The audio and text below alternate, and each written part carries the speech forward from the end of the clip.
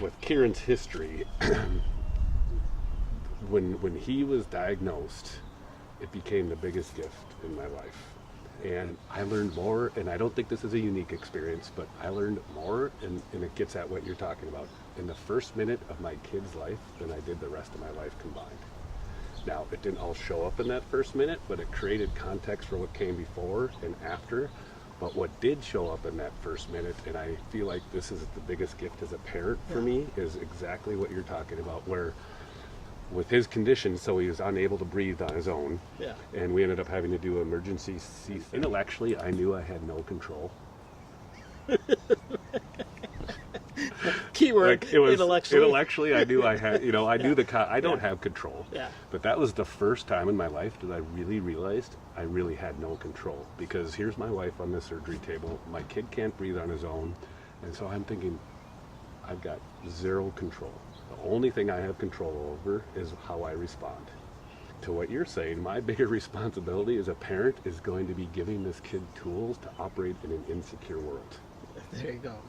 And that changed everything for me and how we showed up. And I think You realize at what point did you realize that? when I was standing there in the middle of all this absolute chaos, nothing is certain. We know nothing is certain going forward.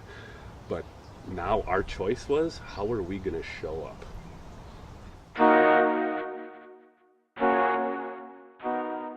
So we were talking about helping with that struggle. Yeah. For on that struggle side of things, for us, it was I just think that it's an important piece, even for athletes. When I was working with Team Gilboa, is to take it to a place. You hope that there's rewards by working through a struggle, and that lesson of working through them is awesome. Yeah. And you continue to face them, and you're going to continue to face them the rest of your life, and it's part of. I think it's just a great way to try to prepare and get used, maybe not used to them, but just know that you can deal with them. And whether it's injury, and just having the presence that injury is part of sport, and it's really about how you work through that, or whatever it is. Just we talk about crashing as grace to fail.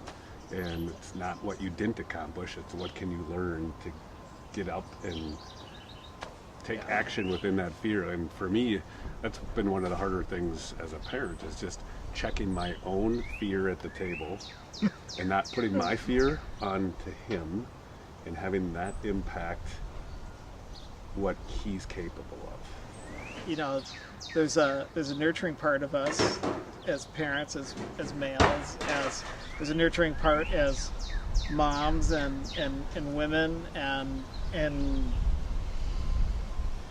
figuring out where you can present that to your child, or when you need to hide that from your child, or because it's just, I think it's part of us. I mean, you try to overcome it. For me, it was speed events. Yeah. With somebody else, it's just skiing on the hole. Yeah. With somebody else, it's letting their kid go to the park. Yeah. Whatever. Yeah. There's. For me, for whatever reason, skateboarding scares me more than skiing.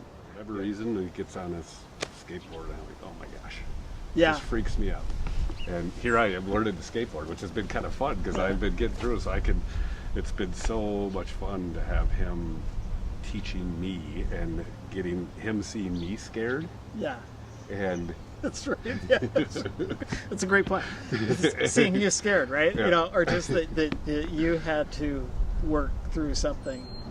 For me personally, I've tried to pass on passion for different things, or just have my kids see me that I have a passion for something. Maybe that will or won't be their passion, but just that, and that Heidi does a great job of passing that on, whether it's a piece of academics that she's passionate about, or whether it's skiing that she's passionate about, or whether it's that her relationship just even with their lake at the cabin is a piece of it. To frontside feet ball.